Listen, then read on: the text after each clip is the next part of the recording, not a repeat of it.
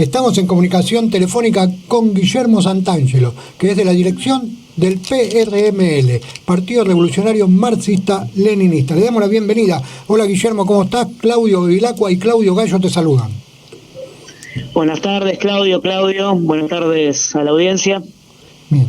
Bueno, Guillermo, nos interesaba hablar con alguien de, digamos, de un partido diferente que de alguna manera no ha entrado en este juego de las elecciones, como bien sabemos, y tener un análisis de lo que del resultado, ¿no? De lo que han visto ustedes, cómo ven el panorama y qué les pareció, si era lo esperado o si de alguna manera hay alguna sorpresa con esto. Bueno, mira, los resultados dejaron bastante tela para cortar en un sentido y en otro no necesariamente. ¿A qué me refiero? En un principio quizá todos esperaban que la lista que saliera primera fuera la que encabezaba Milei. Me parece que el gobierno nacional logró neutralizar una tendencia que se había expresado en las PASO, que fue la canalización por parte de Milei de la bronca existente, no solo contra este gobierno puntualmente, sino contra una continuidad de medidas que se vienen tomando. Podríamos discutir dónde fijamos el límite, pero que seguro abarca al actual gobierno y al gobierno anterior. Claro. En ese sentido, el gobierno de Massa logró, por un lado, alinear al conjunto de los sectores que responden al peronismo oficialista, logró alinear a gran parte del empresariado, donde hay que notar que varios se tomaron muy en serio el desafío que le hizo Milei al coloquio de ideas, haciendo una suerte de contracumbre en un momento.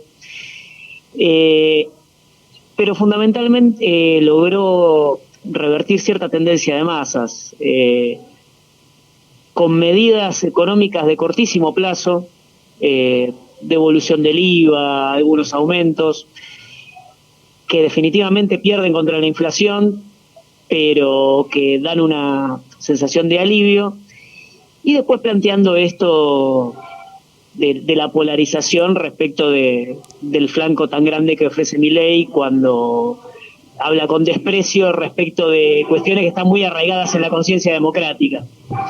Claro.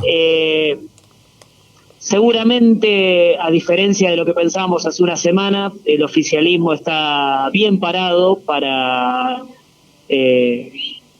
consagrar a Massa, en el sentido de que se va a jugar a rapiñar los restos que quedan de Juntos por el Cambio, a invitar al radicalismo, al larretismo, a invitar a los sectores peronistas no oficialistas, a lo que llama un gobierno de unidad nacional. Y acá es donde me parece que entra la reflexión de que en realidad no somos nosotros de la idea de que eran elecciones que marcaban un antes y un después. Porque la unidad nacional que plantea Massa, y lo dejó bien claro en su campaña y en su discurso del domingo a la noche, es una unidad nacional para plantear una agenda de reformas que es sobre la que viene insistiendo el gran empresariado, es la que presiona el Fondo Monetario Internacional para garantizar cobrar la deuda que tomó Macri y que el gobierno de Alberto Fernández asumió como legítima. Entonces vamos a ir a un gobierno de ataque de las condiciones de vida de las masas. Claro. Por supuesto, somos respetuosos y queremos establecer un diálogo con todos los sectores que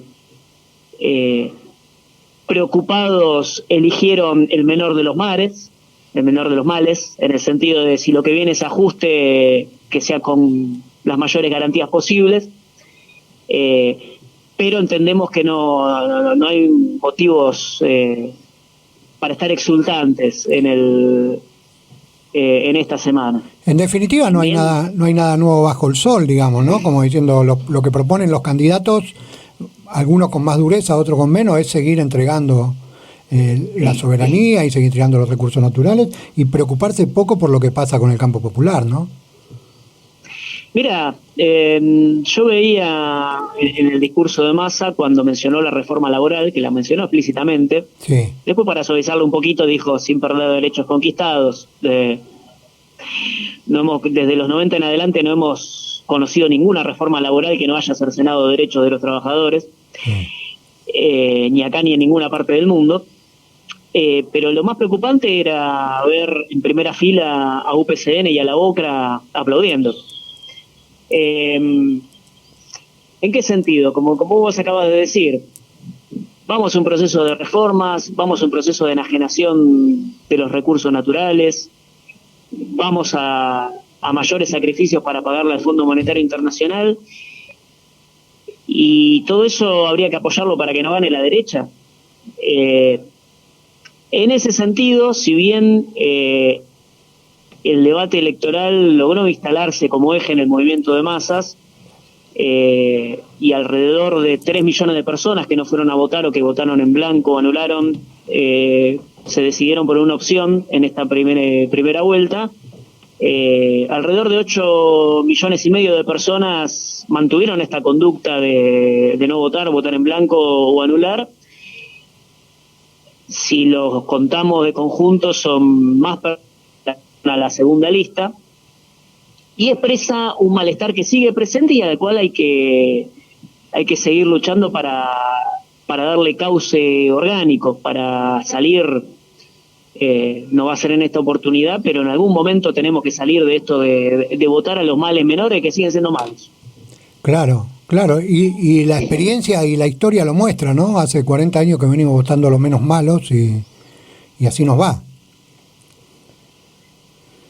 Bueno, está la reflexión respecto de, si bien son contextos distintos, el gobierno de Alberto Fernández, en unidad, bueno, con Cristina de vicepresidenta, había despertado una expectativa respecto de que iba a lograr revertir o por lo menos moderar los males que heredó el macrismo, y no fue así. Definitivamente no fue así. Lo que primó fue la continuidad. Por supuesto que hay estilos que son distintos, hay matices no menores que tienen incidencia, que son diferentes según las coaliciones, pero lo que primó en términos estructurales fue la continuidad.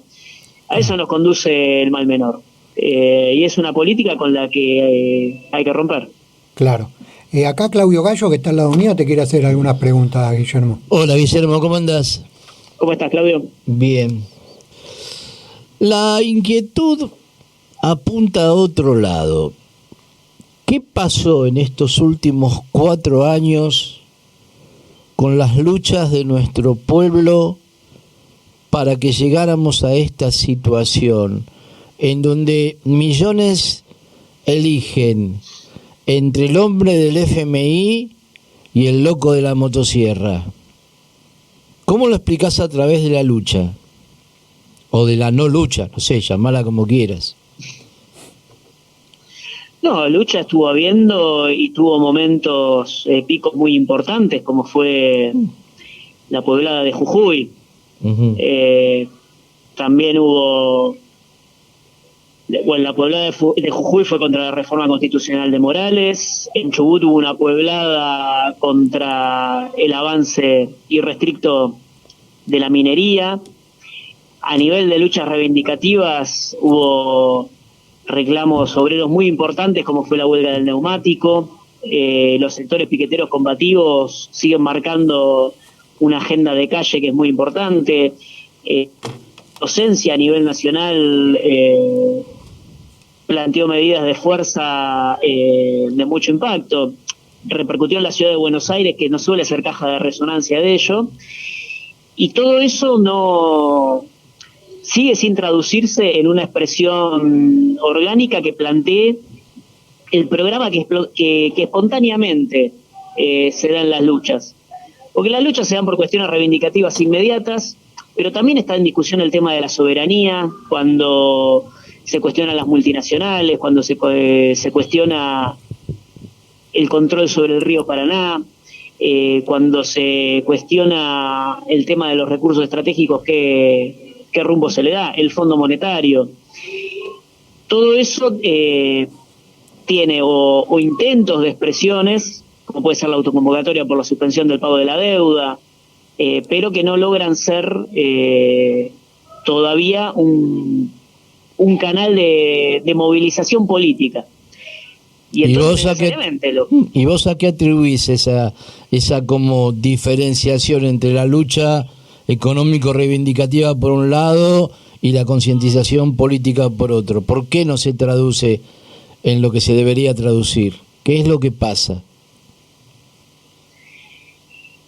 Son procesos donde a veces lo espontáneo pega un salto, como lo que te refería de Jujuy, y donde si no hay nosotros decimos desde la tradición leninista, si no hay un elemento consciente fuerte con capacidad de incidir masivamente, más temprano o más tarde la espontaneidad se diluye ante las ofertas de quienes efectivamente ejercen su influencia ideológica, que son los que tienen el poder. Hay que continuar trabajando por un proyecto antiimperialista, antimonopólico que plantee soluciones de fondo para las necesidades populares. Es una deuda es una hipoteca que hace bastante que quienes nos reivindicamos revolucionarios por la liberación nacional venimos enfrentando, y hay que darle continuidad. Es muy importante en ese sentido plantear una posición respecto de las elecciones, porque en definitiva, por más que estructuralmente no vayan a significar un cambio, definen quién va a ser el próximo presidente. Entonces está bien, nosotros reivindicamos la que fue nuestra táctica de voto bronca, de votar en blanco, anular o no ir a votar, y de cara a lo que va a ser el balotaje, realmente si el eje para las fuerzas populares es enfrentar a la derecha, lo discutiremos, pero no vemos que en los indicios que de Massa haya muchos elementos para plantear un debate en esa dirección. ¿Quién está detrás? Sería regalar el voto. Perdón, Guille, te interrumpí. ¿Quién está detrás de Javier Milei?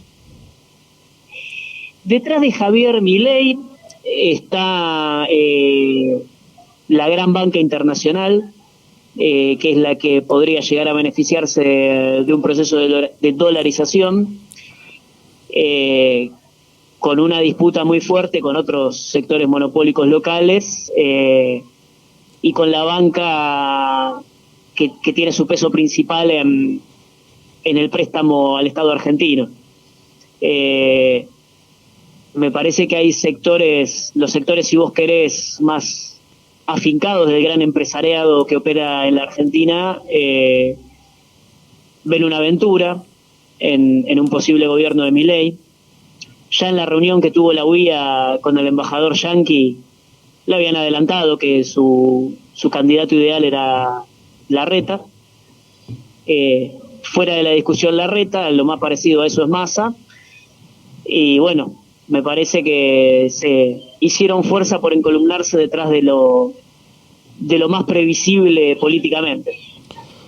Partiendo de la base, Guille, de que cualquiera de estos programas, ya sea el programa de Milei o el programa de Massa o el programa de la misma Bullrich, que ahora quedó descartado, que cualquiera de estos programas económicos no cierra sin una represión brutal hacia el pueblo.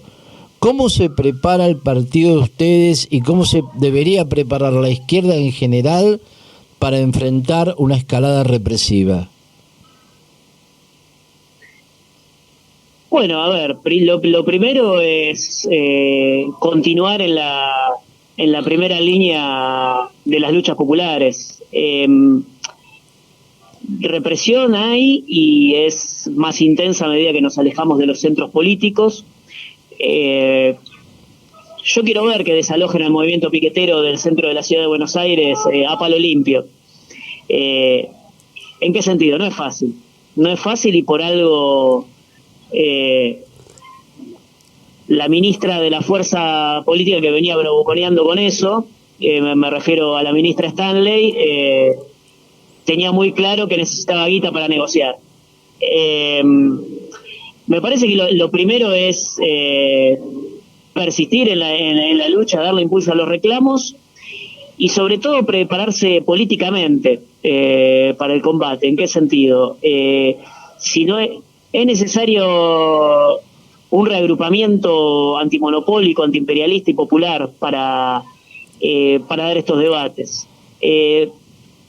Después la calle tiene sus cuestiones específicas y yo te insisto, represión va a haber, como vino habiendo, procesamientos a los luchadores va a haber, como viene habiendo.